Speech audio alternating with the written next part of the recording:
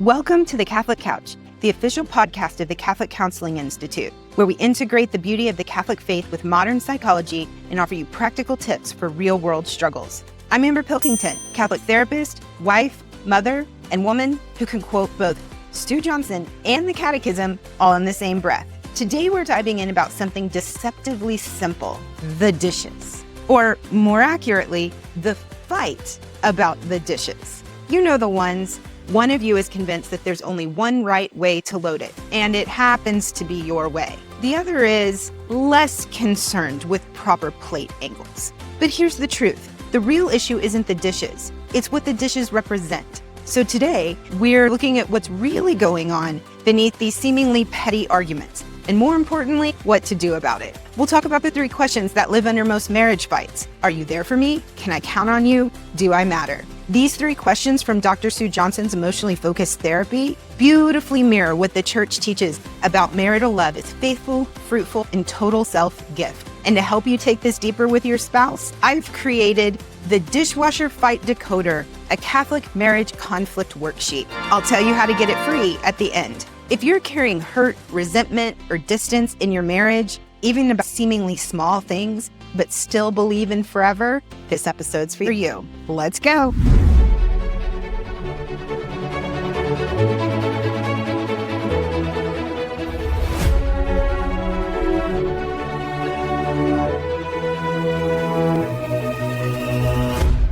Let's set the scene. It's almost 6 and you've answered 27 emails, driven 47 miles between orthodontist appointments and soccer practice, and you're still haunted by that "I need poster board by tomorrow, mommy" text at 7:08 this morning. You walk into the kitchen, hoping to score at least one small win today, and there it is. The dishwasher, still full of dirty dishes from yesterday. Your eye twitches just slightly. And before you know what's happening, your inner monologue has transformed into a full-blown courtroom drama. Objection! Why am I the only one who sees this? Where is the magical dish fairy everyone seems to believe in? Why does it feel like I'm carrying the whole house in my head while everyone else just lives in it? Now, logically, you know, it's just dishes.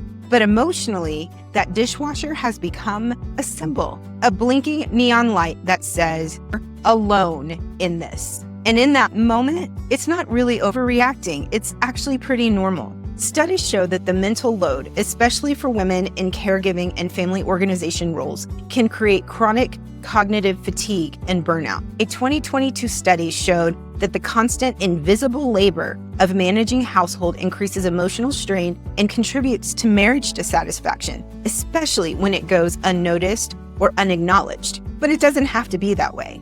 And it's not just about the task. What we're really craving is emotional connection, what we in the psychology biz call responsiveness. A different 2007 publication showed that secure adult attachment depends on whether we believe our partner will respond when we are in distress. When that connection feels shaky, even a forgotten chore can register as rejection.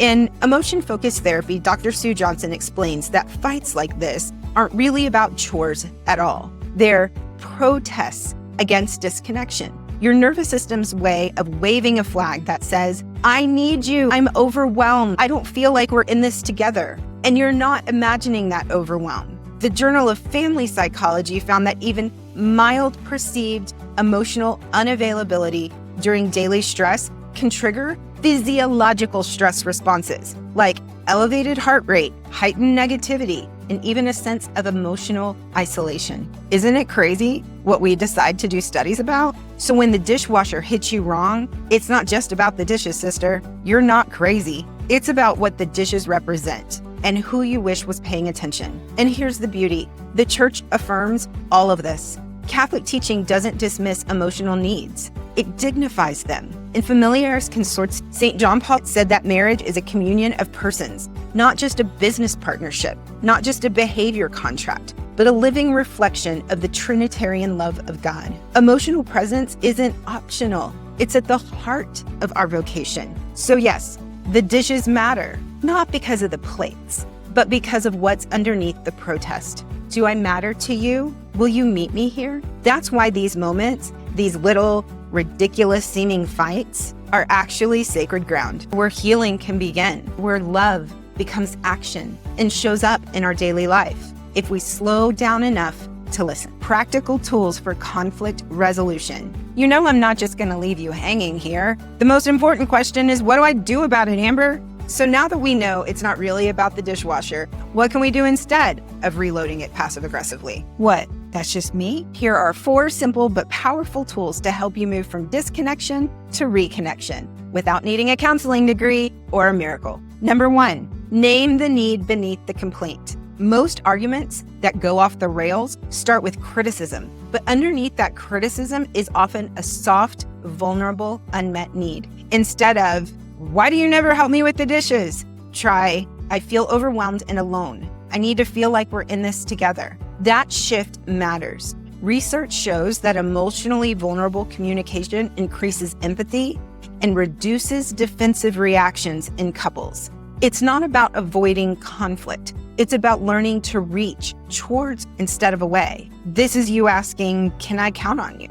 St. Paul reminds us, speak the truth in love. Naming the truth of your need gently and honestly is not selfish. It's a way of inviting your partner into your inner emotional experience. Number 2, practice the sacred pause. It's gonna be hard to respond differently to your partner. So you're gonna need a pep talk from yourself, which means you're gonna need to pause. Before you react, ask yourself, what am I really feeling right now? Unseen, unsafe, unloved. Take a pause, take a breath, give your nervous system time to calm down and bring that adult part of the brain, the prefrontal cortex, back online so that you can show up in the way that you want to. The pause helps us shift from attack mode to attach mode. A 2021 study found that couples who were trained to reflect on underlying attachment needs before responding to conflict were significantly more successful in resolving it and experienced increased closeness.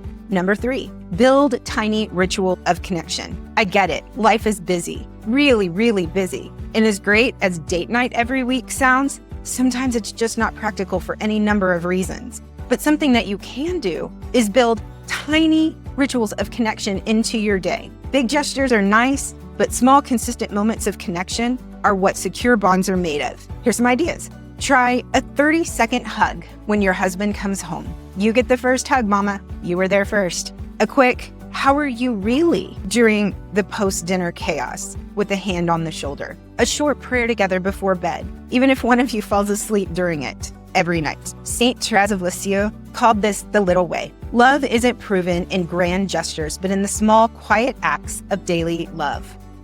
Number 4, offer repair and receive it. Let's be honest. We've all lost it from time to time. Conflict happens. What matters the most, though, is what happens next. What's the next right move towards your partner? One of the most healing things you can say in a moment of disconnection is, hey, I overreacted. What I really want is to feel close again. Can we try that again? According to an Australian study, couples who actively practiced repair attempts, even clumsy ones, were often more likely to recover from conflict and feel secure in their marriage over time. If you want more information on this, check out our video on how Catholic couples effectively repair. This is the ultimate attachment move. I'm coming back to you. It mirrors the way that God calls us to come back to himself. While we were still sinners, Christ died for us. He always initiates repair. When we say, let's start over, we reflect that same mercy. Summary for the busy brain. Name the need, not just the frustration. Pause before you act. Tune into what you're really feeling. Create small daily rituals of connection and repair when things go sideways. And accept your spouse's repair, even if it's awkward. It'll get better the more you practice. There are tiny choices that build strong marriage. So, next time you're feeling yourself get up about the dishwasher, the laundry pile, or the way your spouse breathed wrong, pause. Know that you're not crazy. Ask yourself, is this about the sock? Or am I asking, are you there for me? Can I count on you? Do I matter to you? That's the moment that healing starts. And to help you take this deeper, don't forget to download your free guide, the Dishwasher Fight Decoder, a Catholic marriage conflict worksheet. I'll walk you through these questions. It will help you to unpack what's really going on in your conflicts and give you a few easy scripts to stay connected. Thanks for letting me into your earbuds today. You're not alone. You're not failing. You're just human, and you're doing holy work. Until next time, I'll always leave a place for you on the Catholic Couch.